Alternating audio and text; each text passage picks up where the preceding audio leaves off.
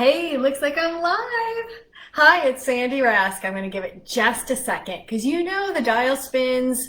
It does the same thing every time I start to go live. Ah, look at that. Hi, I'm Sandy Rask. This is the Food 2.5 Kitchen and we are on fire. We are literally on fire here in Orange County. I'm in the middle of two different fires that are going on right now, so it's really smoking. Hi, Donna. How are you? It's so good to see you. So yeah, if you're watching the news at all, excuse me, I'm gonna end up coughing a lot because there's a ton of smoke around me. John Clark, Rhonda Oster, Darlene, so nice to see all of you guys. So just so you all know, if this goes out, if I lose electricity again, I'll come back tomorrow and I'll send pictures on what I made tonight. But I have the Silverado fire 10 miles from me, and I have the Blue Ridge fire 4 miles from me. So we've been having these rolling blackouts. And it started a couple of days ago when we had winds come through it was 75, 80 miles an hour, and it knocked some power lines down, and then that started some pretty massive fires in our area. So it's been a little touch and go here, but I'm live and I'm thrilled, and we're going to talk about soup versus chili tonight. Hey, Christina, so nice to see you too. Gosh, I love having all of you guys on here. Thank you so much. Oh my God, there's more. Hey, Francie. Hey, Rhonda. Hi, Carla. I'm so happy. Yeah, send me a little Facebook love if you guys don't mind. It's been a rough couple of days. We thought, that COVID was going to be our big thing here. Then we've had earthquakes. Then we had heat. Then we had these mosquitoes, these tiny little like mosquitoes that were brought in to eat the big mosquitoes. And they're even more mean than the big mosquitoes. And now we have these fires. And so it's been a rough 2020 here in Southern California, I have to tell you. Hey, Sandy Hill, how are you? But tonight, I am here to demystify soup versus chili. And I will tell you from my perspective, my not going to chef school, just cooking a lot and doing tons of different recipes. Yes, Duck is right. The planes were grounded. They were grounded 2 days ago because we had 80-mile-an-hour winds. And that makes it, hey, Corey Lee, how are you? Thank you for the love. It has been just really, I can't stress enough. It's been putrid here in Southern California, and I can't say that very often. But hey, yeah, let's talk black bean chili because I actually think mine's going to be a little more soup-like than chili, but I can tell you the difference, and I can guide you to making it more chili-like if that's your preference. Because the beautiful thing is, it's all about your palate and what you like. So to me, the big difference between soup versus chili is simply the amount of liquid that's in the pot. It's nothing more than that. Now, most chilies have a tomato base to it. Soups may or may not have a tomato base to it, but for the most part, you put the same things into a pot for a chili that you would for a soup. You just tend to put more liquid in. So where do we start? We always start in the same place. You guys are going to get bored with this. I'm going to have to move on to other kinds of dishes that don't take onions. But I, of course, have 2 medium onions, and I have a bunch of baby bell peppers. You know the kind that are always in my fridge because I like to snack on them. And then I get these imperfect vegetable boxes now from my local farms, and they put these peppers in. And I didn't know what they were. They didn't actually mark them as any kind. I think they're a banana pepper because they kind of taste that way. But if anybody knows, this has almost no spice to it and very, very, very little taste. So if anyone has any idea what kind of pepper I'm holding, I think it's a banana pepper, but I don't know. Where's John Clark when I need him? Because he's my pepper guy. So I put a bunch of these in. And I put them in the first part because again, they don't have a ton of flavor, but what they're going to do for us, which is what peppers and onions do at the beginning of anything, is they're going to let the seasons blossom. So I've got them so that here, let me just show you. I've got them so they're soft. And I literally started them 5 minutes before we got on. I'm not trying to caramelize them. I'm not trying to do anything other than just soften them up. So then for seasonings, I put garlic in there today, midweek. It was tube garlic. I put about 2 tablespoons because this is going to be a nice big pot. And while I'm at it, so I don't forget to say this, if any of my local friends are here and you're stuck because of the fire, you've been evacuated from your home, or you're having trouble getting back to your place, please do not hesitate to stop on by here. I'm going to have a big pot of chili, and just about any night, especially the nights that I cook for you guys, I've got a nice big dinner on the stove, and I would love to feed any of my local people that are evacuees from the fire. But I'm going to put 3 spices in here. Most of these are going to be familiar to you because they're ones I used before, but I'm putting smoked paprika and cumin. This is my go-to for any chili. Hey, Shannon, so nice to see you. Rhonda, thank you. You really think that's a banana pepper? I'm thrilled to know that. Thank you so much, because I thought it was. I've had banana peppers when I was in Florida that were about twice this size. They were a lot longer, but they tasted a lot like this. The other I'm going to put in here, I'm going to put some chili powder in here, and I happen to like, here, let me put it up close. Ancho chili powder is my favorite. These are, and when I got these banana peppers, I was supposed to get poblanos, or sometimes known as pasillas. Those are my absolute favorite pepper in anything like this, but I didn't get it today, so we're going to do something else. But ancho chili powder is the dried and smoked version of the poblano / pasilla pepper. So I really like this. This is like spicy raisins to me. Oh, good. Rhonda, I'm so glad you like that smoked paprika. That's fantastic. This is, seriously, I think if I could only have one spice in my life, although Harissa's giving it a run for its money right now, I would absolutely have smoked paprika on my island with one spice. You guys have to tell me what your one spice is, because I'd love to sort of try some new ones. All right, so cumin's going in. This is the base to me of any chili. I put a ton of cumin. I probably put about 2 tablespoons in there. I'll show you in just a second when I get all the spices in. Then I'm going to put the ancho chili powder. I'm going to put a little bit less of that just because we don't want it too spicy. I put about a tablespoon of the ancho chili powder. And then smoked paprika. It's really up to you how much you guys want to put in. I'm probably going to put in about 2 tablespoons. I have a brand new smoked paprika, so we're going to be using a lot of this. Because you know my theory. Have 3 or 4 spices that you have open at any one time. Use them quite a bit. Use them down till they're done. Yeah, 2 tablespoons of that in there. And then go get some more fresh spices, because I hate dead spices. They're sad. I think I'm going to put a little bit of oregano in, because this has got a Latin flavor to it, and I love oregano with oh gosh, that smells so good, with either Latin or Italian. This oregano comes from Penzeys, hence the glass jar, because I got it in a nice flow wrap. But the smell of this, yeah, this is a fresh oregano. I just wouldn't even buy oregano at the grocery store if you can help it. And then let's do a little salt and pepper, because this is where we want it to all come together. I put about 1 to 2 teaspoons, not quite a full tablespoon. And then I'm going to do salt. Do about the same amount. All right, let's crank the heat up on this, and let's get this going.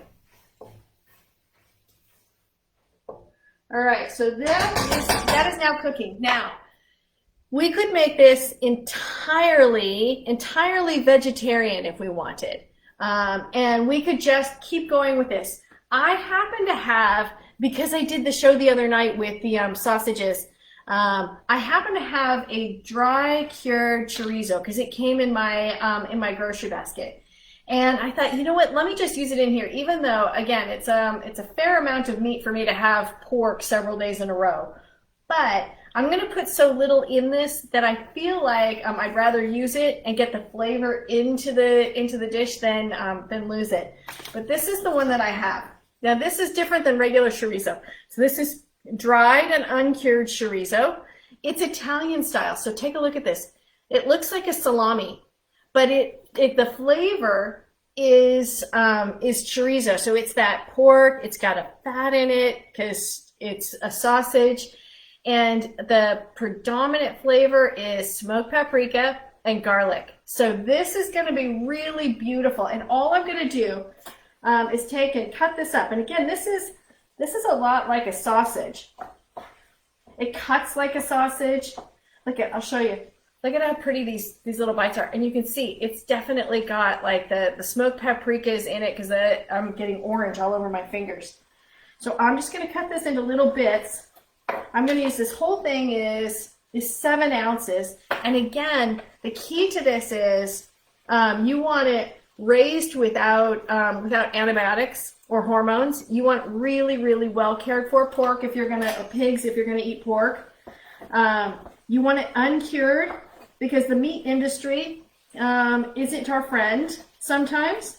And when they do cured meats, unless you know the butcher and you know how that meat has been cured, I now buy it uncured, because the curing process has become very much just paint on some flavor. They don't actually do any sort of curing. So let's get these. Those bites look a little bit big. Then I'm just going to throw these into the onions. This is going to be so good, you guys. All right. Let's get these all cut up.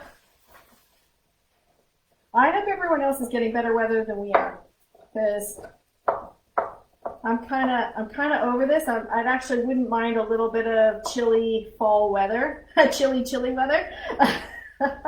I was pretty happy with our cold weather when it showed up. Okay, here it is.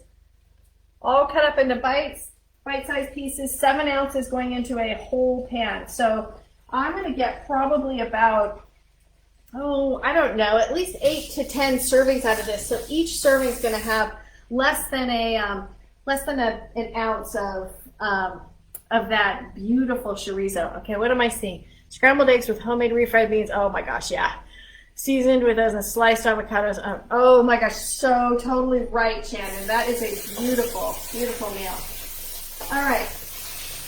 Let's see. I don't know if you can see that. Let me pull this over. The pan I'm using today is an all-clad. It's not one that comes out very often, because you know I have my my cast iron that I use. But see, here's what it looks like. Onions, peppers, spices, and then our beautiful chorizo in there. So let me just get that down in.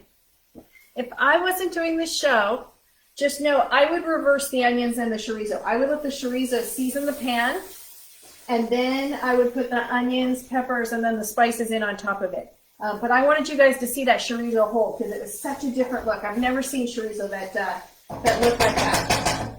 And it tastes so good. It has more of a, oh gosh, just a meaty chew to it. All right, then the rest of the stuff that's in this, a couple more things. Oh, I'm going to show you something that, and I'll show you when I'll hold that for the end so you can see that. But I used black beans that I made a couple of days ago. How many days ago?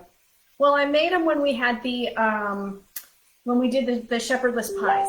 So, oh, thank you, John Clark. Banana peppers, fantastic. Yeah, I think I just got some little baby banana peppers. They're kind of flavorless, I have to tell you, but they'll be good. There'll be plenty of spices in there.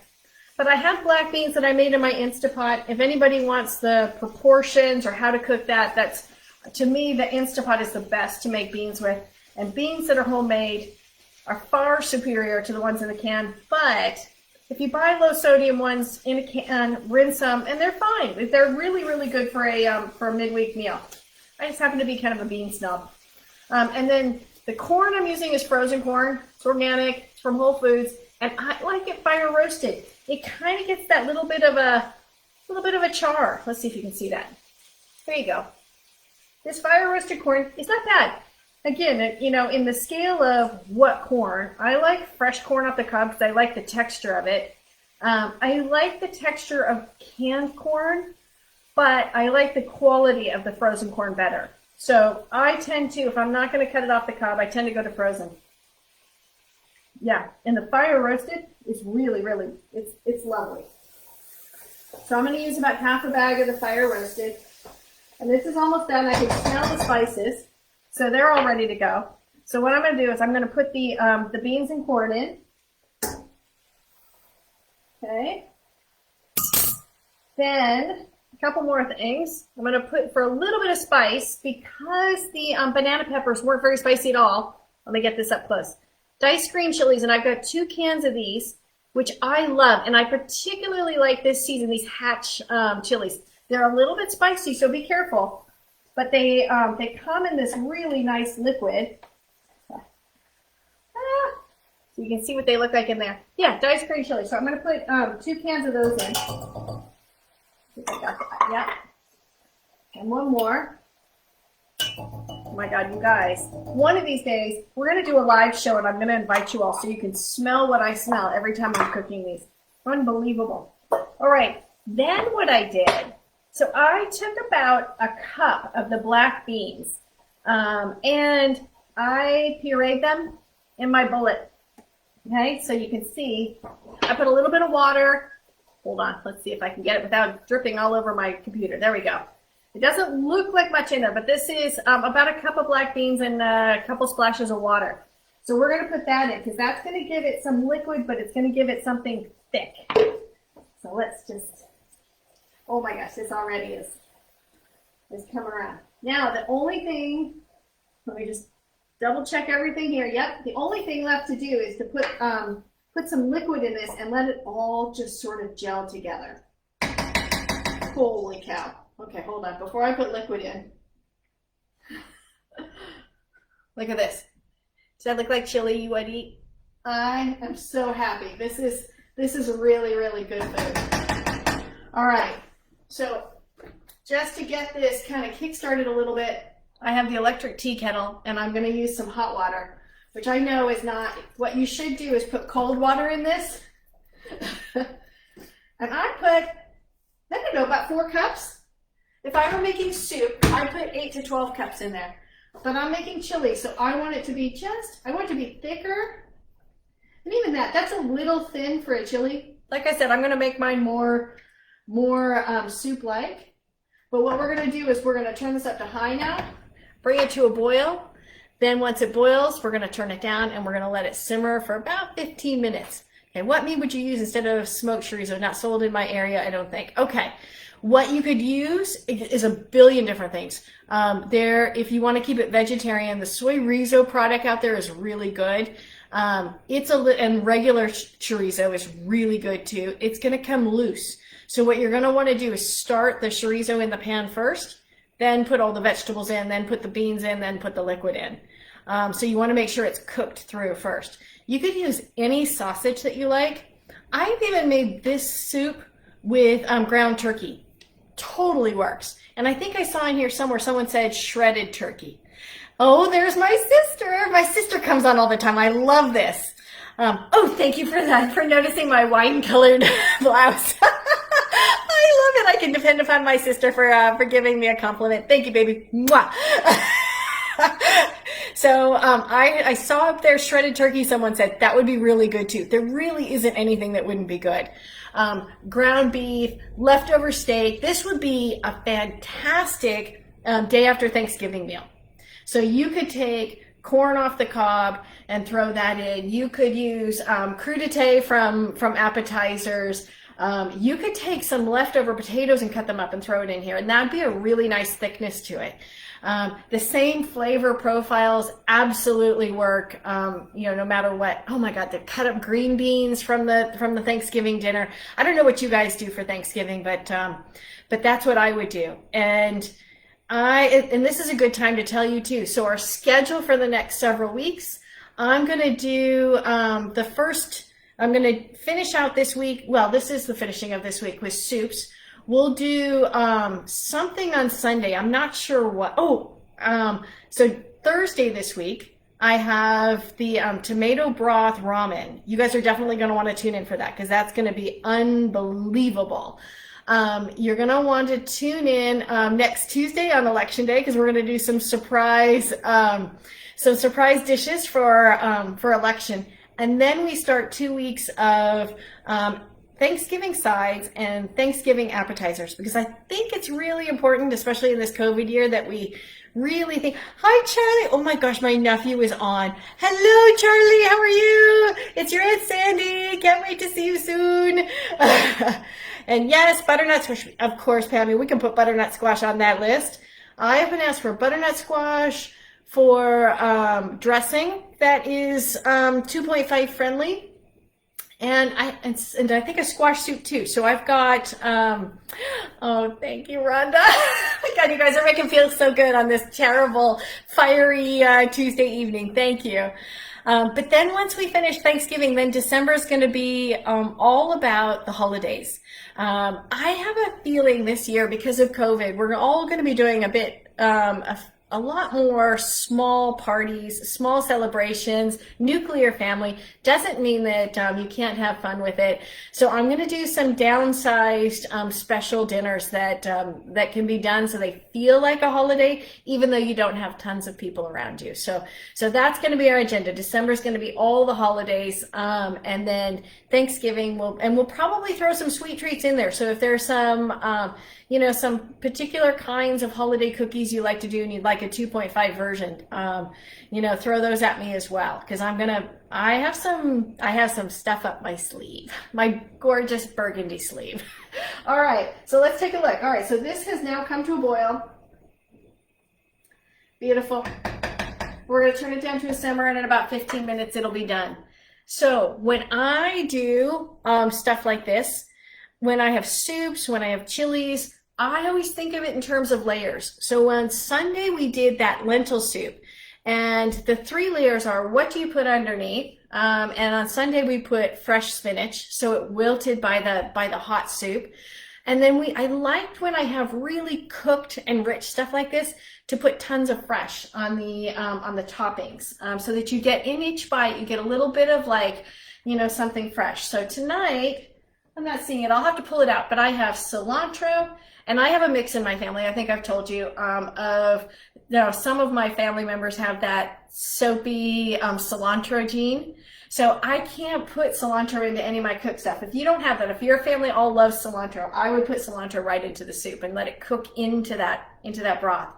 But I would put cilantro on the side. Then I got these. Let me show you what these are. Okay, so this was a lemon that showed up in my imperfect vegetable box.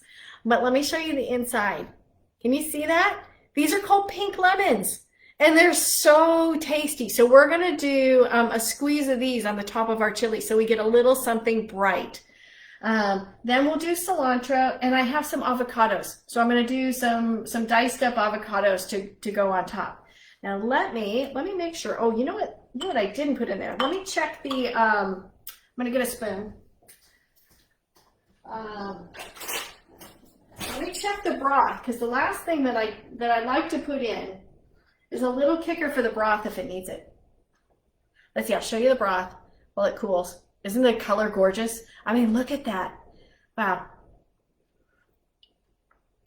That's pretty darn good by itself.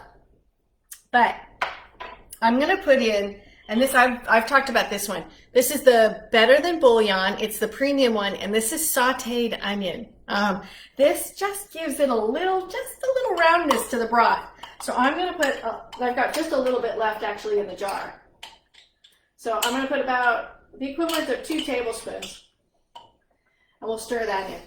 And that will just give that broth a little bit of kick, right to the end.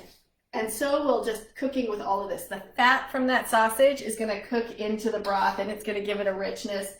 The pureed beans give it a nice, like a little extra thick, so it's not just a thin soup. Okay, let me do one more taste. Let's see.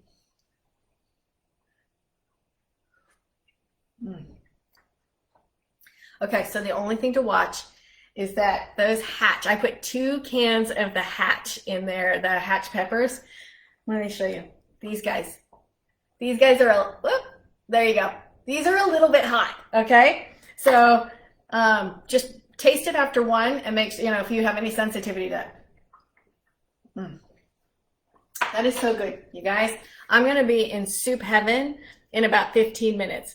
Oh, thank you. I know I love Better Than Bouillon too. I try hard not to, because there are some ingredients I've told you all. Watch for the natural flavors, and even on the premium one, there is natural flavors at the end of the list. But it's much better than the chicken version.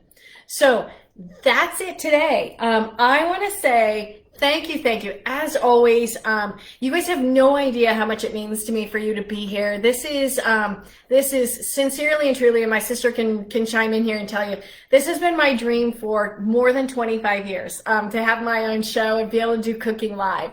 So I can't believe that I'm now actually able to do this. So to all of you, complete gratitude. I very much appreciate you. Keep us in your thoughts this evening, if you could, please, and hope that the winds die down and that the firemen are able to get the fires under control. And again, to any of my local friends who are out there battling the fires and getting unhoused in the middle of it, please do stop by in here. Get a hot meal. We have beds. We have towels. We have we'd love to take care of you. All right, so thank you. Mwah. Thank you so much. You all have a great evening. It's been a blast hanging out with you.